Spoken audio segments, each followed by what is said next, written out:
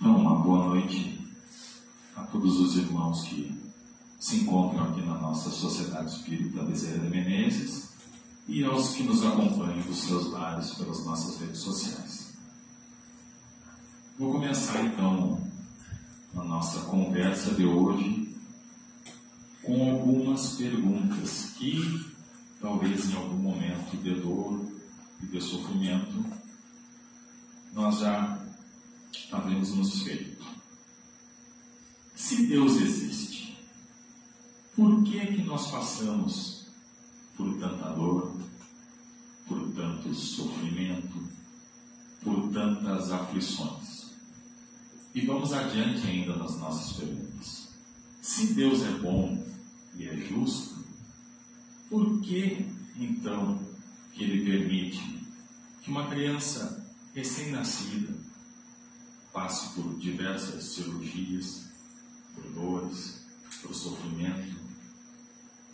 Se Deus é bom e justo, por que Ele permite que criminosos, corruptos, desfrutem daquilo que eles usurparam e tenham uma vida muito plena e muito boa?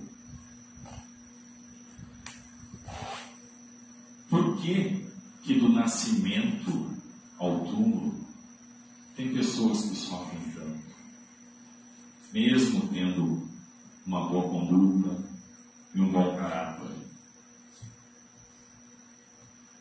Quantos de nós já não fizeram essa pergunta para si mesmo? E quantos de nós, durante esse tempo e esse sofrimento, até não duvidamos um pouco da justiça divina? Em 1857, então, nos foi enviado o Consolador prometido. Nos foi apresentada a doutrina espírita para tentar nos explicar alguns desses porquês.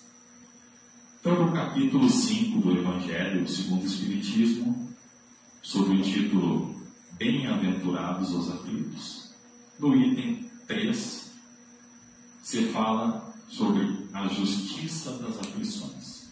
E eu vou ler um trechinho para vocês. Mas pergunta-se então por que uns sofrem mais que os outros? Por que uns nascem na miséria e outros na opulência, sem terem feito nada para justificar essa situação? Por que uns nada conseguem, enquanto para outro tudo parece sorrir? Mas o que se compreende menos ainda é os bens e os males divididos tão desigualmente entre o vício e a virtude. Homens virtuosos sofrerem enquanto os maus prosperam. A fé no porvir pode consolar e proporcionar paciência, mas não explica essas anomalias que parecem desmentir a justiça divina. Então, aqui nos fala um pouquinho das causas das aflições. Seriam como se nós tivéssemos 2 celeiros para colhermos a nossa safra. Causas atuais das aflições e causas anteriores das aflições. Algumas dores que nós temos são explicadas nessa vida, e outras só podem ter origem em existências anteriores. Então aqui no Evangelho continua nos falando sobre as causas atuais das aflições. As vicissitudes da vida são de 2 tipos, ou se quiserem, tem 2 fontes, bem diversas, que importa distinguir. Umas têm sua causa na vida presente, outras fora dessa vida. Retomando a fonte dos males terrestres, reconhecer-se-á que muitos são consequência natural do caráter e da conduta do que passam por eles. Quantos homens caem por seu próprio erro? Quantos são vítimas de sua imprudência, de seu orgulho e de sua ambição? Então, meus irmãos, vamos dar um exemplo. Digamos que dentro das imperfeições, eu conheço uma pessoa que seja extremamente desorganizada. Não que eu seja. Vou falar de um amigo meu que é extremamente desorganizado. Ele tem que estar no trabalho às 7 da manhã. E ele escolhe acordar 20 minutos antes. Ele já acorda, pega qualquer roupa que encontra por ali e veste. Toma aquele café meio que de pé, meio que organizando as coisas do serviço. No momento de sair, o que acontece? Normalmente não acha a chave do carro. E aí fica lá, perdendo um tempo precioso procurando a chave do carro. Encontra a chave do carro e aí a culpa é do trânsito. E não tem como viver numa cidade dessa com um trânsito desta forma. E ele esqueceu, inclusive, que o trabalho dele, faltam 5 minutos, fica a 20 quilômetros da sua casa. E aí ele chega no trabalho e é recepcionado pelos colegas de trabalho com um alegre bom dia. E a resposta qual é? Bom dia, só se for para ti. Porque eu já acordei de pé esquerdo e tudo deu errado. Irmãos, vejam bem, a culpa não está na chave que ele não encontrou, e sim na desorganização dele não definir um lugar para deixar sempre a chave. A culpa não está no trânsito, que é intenso, está nele, que deixou para sair na última hora. A culpa não é do colega que está feliz, a culpa é dele que está ranzinho por não ter feito o que deveria ter feito. Vamos imaginar então que esse irmão passa por um burilamento e melhora esse defeito, essa imperfeição que é a desorganização. Se ele necessita estar no seu trabalho às 7 da manhã, ele acorda às 6.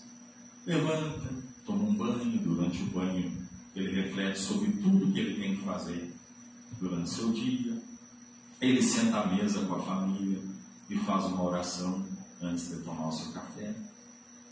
Sai meia hora antes, porque ele sabe que o trânsito é intenso. Chega 5 minutos antes do trabalho, é cumprimentado pelo seu colega, o cumprimento, trocam algumas ideias e ele começa a trabalhar. Então, meus irmãos, o Espiritismo nos esclarece que a maior parte das aflições que nós passamos nessa vida são causadas por nós mesmos, pelas nossas imperfeições que nos causam sofrimento e pelo nosso desvio de caráter que nos traz muitas aflições.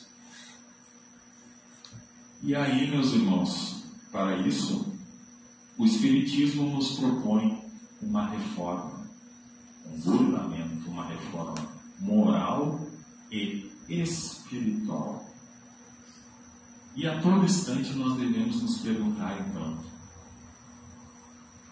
esse sofrimento, essa aflição, essa dor que eu estou passando, quantos por cento eu mesmo sou responsável?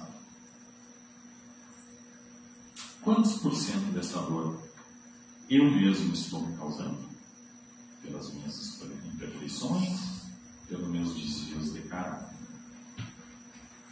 E aí, então, a grande importância da nossa reforma íntima, da nossa mudança, para que possamos minimizar essas aflições da nossa existência atual. Mas e aí, então? E aquele que fez o seu burilamento, que mudou o seu caráter, que trabalha no bem, que é caridoso, que não é invejoso, que minimizou ao máximo as suas imperfeições. E aí, de repente, ele começa a passar por males, muitas vezes maiores ainda do que aquele que preferiu não evoluir e não mudar. As coisas acontecem como que gratuitamente. E ele é atingido como um raio, por dores e por aflições.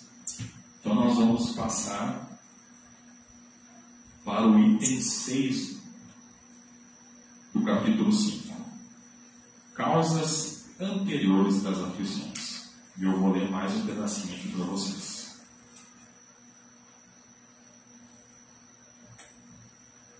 Mas se há males dos quais o homem é a causa primeira nesta vida, há outros para quais ele é, ou ao menos na aparência, completamente estranho, e que parece feri-lo como que por fatalidade.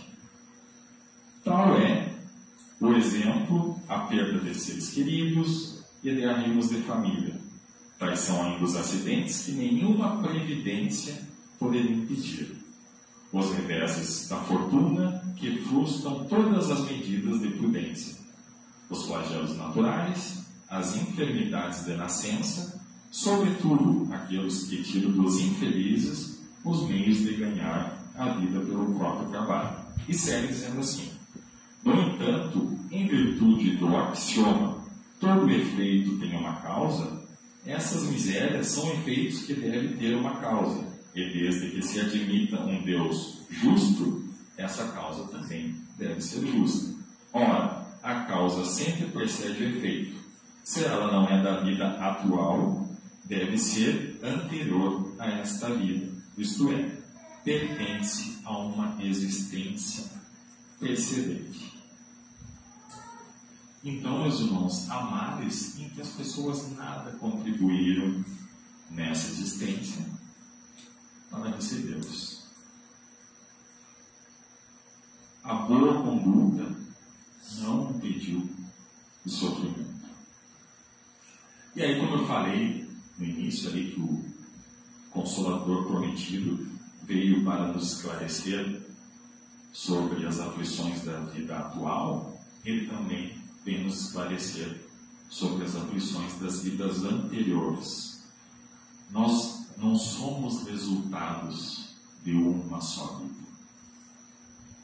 Uma existência é pouco para entendermos, por exemplo, como que uma criança com 4 ou 5 anos tem tantas habilidades nas artes, no desenho, na música, algo que ele precisaria, sei lá, do dobro ou triplo da sua idade para desenvolver tais habilidades.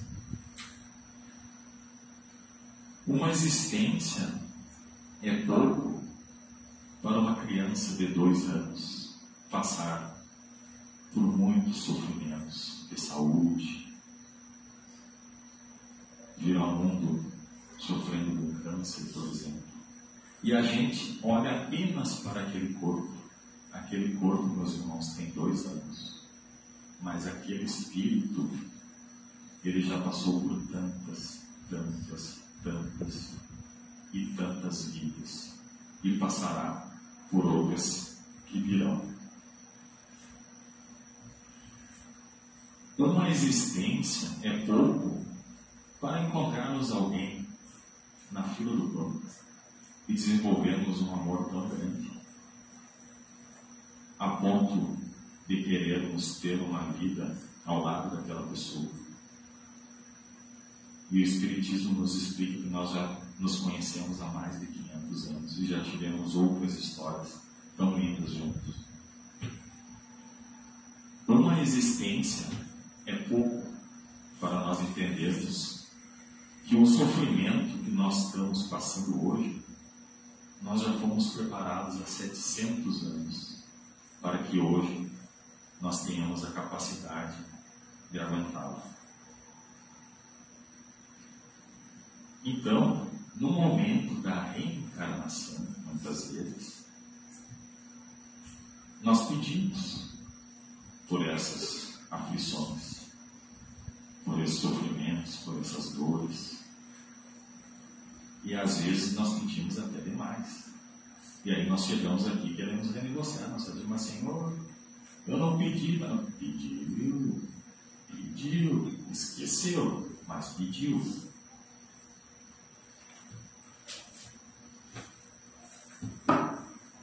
Então, meus irmãos, para nós suportarmos essas aflições das vidas anteriores que nos alcançam nessa vida, nós necessitamos de muita fé em Deus e muito conhecimento.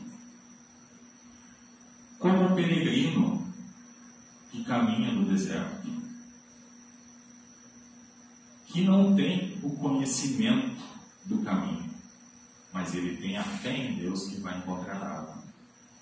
E ele encontra água, sacia sua sede e sai caminhando novamente perdido.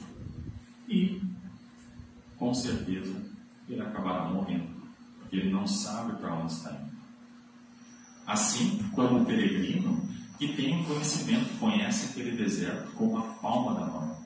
E ele pode caminhar por todo o deserto, mas ele não tem a fé. E ele não vai encontrar água. E ele também vai morrer de sede. Por isso, meus irmãos, tanto para as nossas aflições da nossa vida atual, quanto para as nossas aflições das nossas vidas anteriores, nós precisamos de burilamento, de reforma íntima, de conhecimento e, acima de tudo, de fé em Deus. E que assim seja. Então, nesse momento, sentado confortavelmente nas nossas cadeiras, aos poucos, conforme nós vamos relaxando nosso corpo físico, nós vamos elevando o nosso pensamento a Deus, pedindo a bondade, conhecimento, que derrame sobre as nossas cabeças a fé tão necessária para que nós possamos suportar nessa nossa jornada. Temos sim a certeza que Deus é bom e é justo e que nós receberemos tudo aquilo que merecemos. Com muita fé, com muita esperança, com muito amor no coração, pedimos o auxílio dos trabalhadores espirituais na nossa reforma íntima. E que possamos, irmãos, como é o nosso objetivo aqui, retornarmos para os nossos lares melhores do que aqui chegamos. Como é o objetivo da reencarnação, retornarmos para a nossa pátria espiritual, quando for o momento, melhores do que aqui chegamos. Muito obrigado, Deus, por essa bênção que foi distribuída hoje aos nossos irmãos e que possamos levar essa energia para o nosso lar. Gratidão te damos, Pai, e que assim seja. Aqueles que têm um passo especial